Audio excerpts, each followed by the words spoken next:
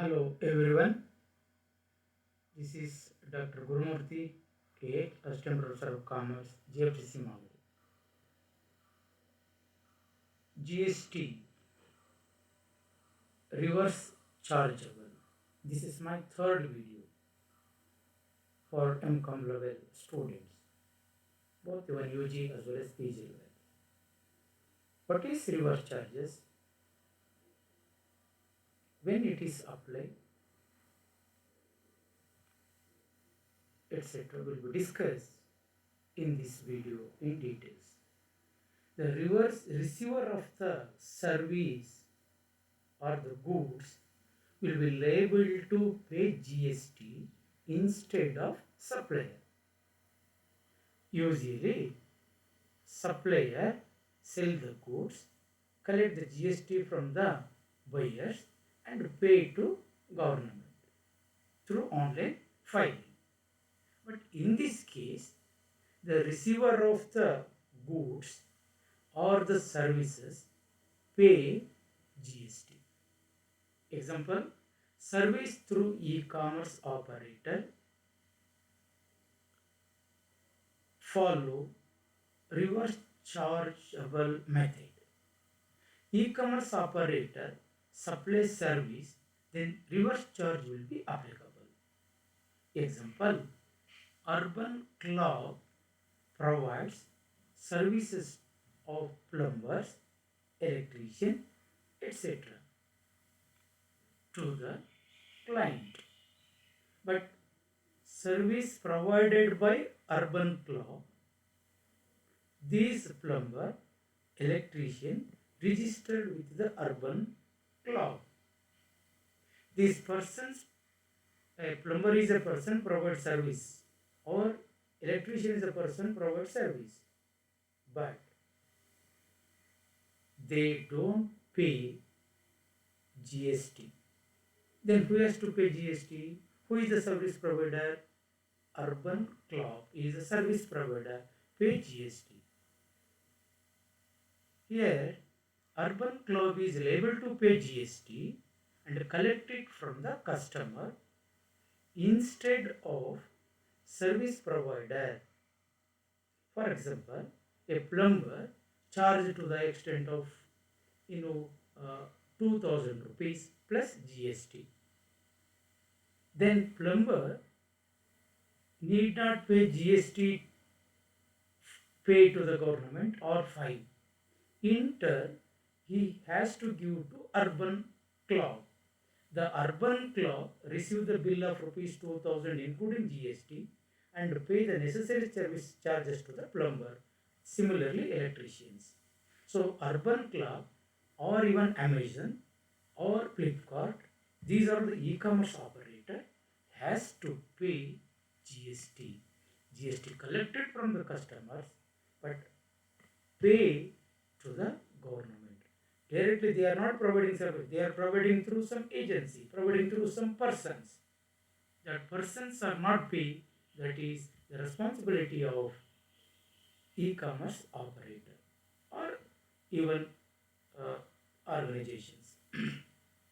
Like other example, silk yarn operator, tobacco leaves, used vehicle. This is best example, used vehicle. Pre-owned vehicles has to pay GST. Even though vehicle is owned by X, purchased by Y, then GST collected from Y, then payment of GST, this is firm through pre-owned owners, not X. This is known as reverse charges. Even confiscated goods, waste, scrap, and supply of raw cotton, and so on. When is reverse charge applicable? Supply from an unorganized dealer to registered dealer. For example, raw cotton or silk yarn, tobacco leaves are supplied by unregistered dealer. They are not registered. Their turnover is not up to 40 lakhs and over. They are not registered, not a mandate, it is an optional.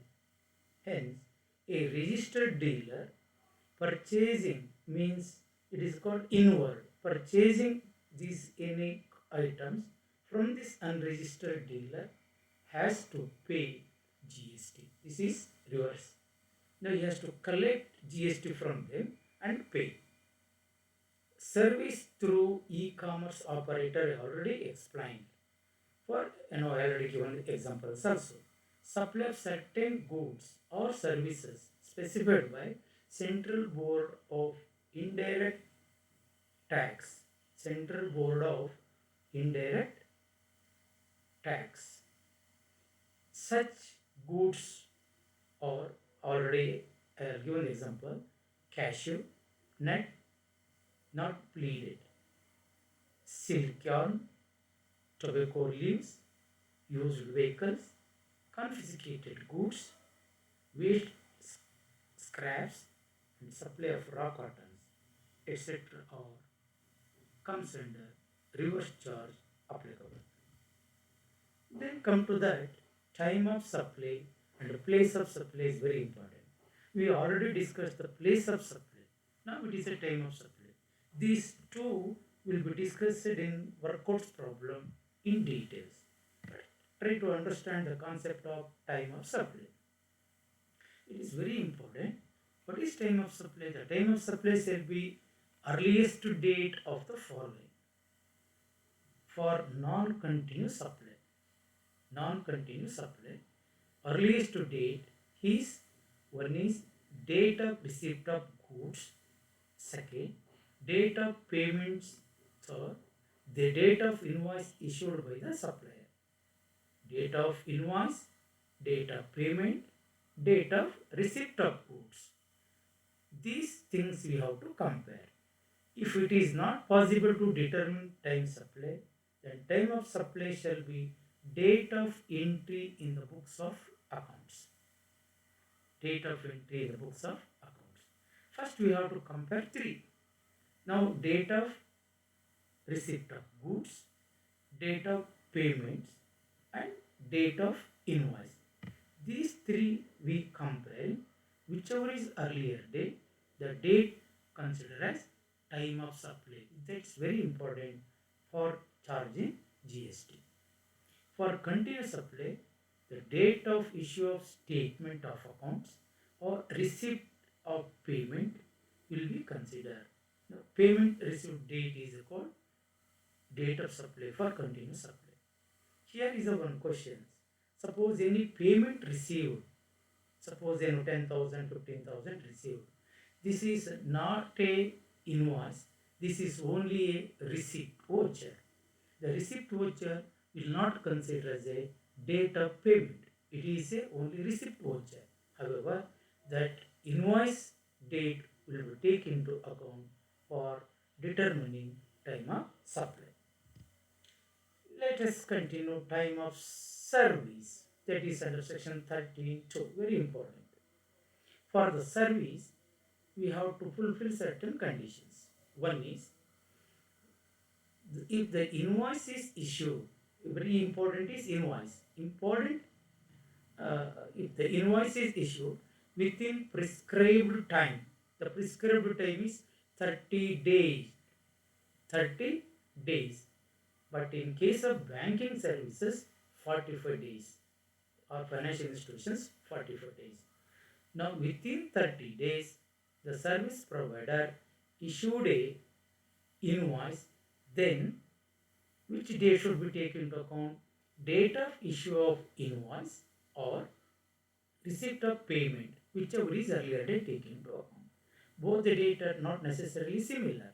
Maybe invoice date early or payment date early. We have to compare these two dates. Whichever is earlier date, that considered as time of service. In case of banking, there is 45 days is there for issue of invoice. If the invoice is not issued within 30 days, not issued even after 30 days only issued, then what shall we do? If the date of provision means completion of the service or receipt of payment, whichever is, therefore there is no invoice at all. date of provision is completion of the service date, then payment of uh, payment date, the receipt, whichever is earlier we take into account for time of service. If the both are not given within 30 days or not given, under such cases, that receipt should be services in the books of account. In the book of account, what entries have been made, that entries they to take into account time of supplier service. Now come to that e-way bill. As per the GST provisions, e-way bill must be generated by every registered person who causes movement of goods while exceeding 50,000 rupees in transit. 50,000 rupees in transit within state. For outside means intrastate, any amount of goods e-way bill is required. In case of interstate movement of goods, e-way bill would be generated irrespective of the value of the goods. Even 5,000 value of the goods, it is supplied from Bangalore to Tamil Nadu, the boundary that license Raja will check at the time of crossing the border from Bangalore to Chennai or the Tamil Nadu, you have to show the e-way bill. For within the state, 50,000 limit is there. For example, if you supply 40,000 goods from Bangalore to Tumkur, no need e-way bill. If it is a 52,000 goods worth, you transfer from Bangalore to Tumkur, e-way bill is mandatory. Who can generate or register e-way bill by portal? Who can register? Now, any registered dealer or unregistered dealer also generate, or even transporter can also generate. But e-way bill portal, it has to be registered with the detail, then automatically it generate e-way bill. The life or the validity of e-way bill, it is a less than 100 kilometers one day. If one day you fail to supply the goods, next day you have to generate new e-way bill. 100 kilometers or more than, but less than 300 kilometers, 3 days validity is there. 300 to 500 kilometers, 5 days validity is there. Then 500 to 1000, 10 days validity is there. And more than 1000 kilometers, it is a 15 days validity for e-way bill. Once you generate, 15 days validations is there. Next is known as GST ledgers, GST tax ledger. However, GST tax ledger is classified into three. E-cash ledger. E-cash ledger consists of tax paid, tax credit, and tax liability. All the three. E-tax ledger. In that ledger you open online, you could find how much tax paid, how much tax credit, that is ITC, how much tax liability. Now how much I have to pay towards GST. Payment of tax through online mode only, that internet mode, or even debit card using online only, internet banking, or even NEFT, RTGS, debit card, or even credit card also make use for payment of GST. E-credit ledger. Now e-cash ledger 3. Tax paid, tax credit, and tax liability. All the three can be visible. E-ledger, only ITC, input tax credit, is available. That is called e-credit ledger. E-liability ledger, you could see only output, how much tax payable, GST payable. Therefore, it should be self-assessment or liability, whatever that is. Now, how much tax payable can be seen in e-liability ledger account. E-credit is ITC benefit available. E-cash, either you tax paid, tax liability, and tax credit. All the three can be seen in the e-cash ledger. Now, invoice, pro forma of invoice, you can see intra and interstate under GST invoice. Invoice intrastate, within the state, particulars, details, value of supply of goods at CGST and SGST. Total GST payable, called known as e-liability ledger balance. Total amount is just you have taken hypothetical, comes to 1,18,000. Now it is an interstate also, same we can value of supply of the goods add IGST, not GST, it is IGST 18%, total 1,80,000.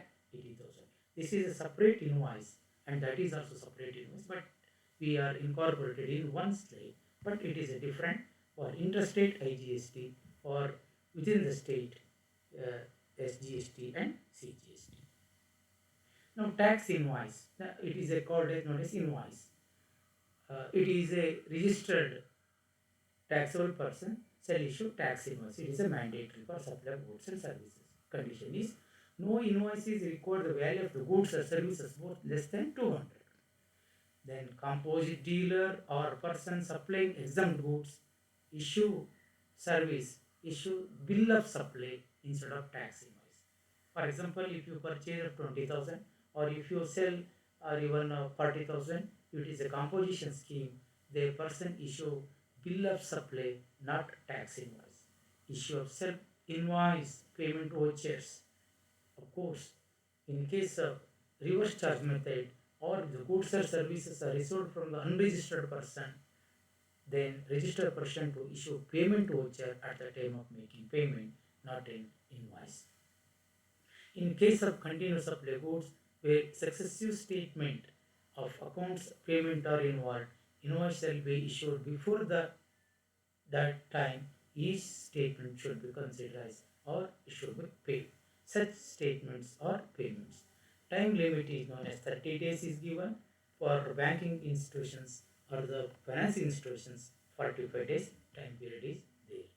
Now big question of section 34 debit and credit note. It is a registered taxable person issuing debit or credit note to dealers in details GST return for the month during which such notes are issued or received. What is debit note? What is credit note? Before understanding of these, what is debit note under GST? What is credit note under GST? Debit note, when circumstances or cases where debit note is issued by the supplier, means the taxable value in the invoice is less than actual taxable or actual value.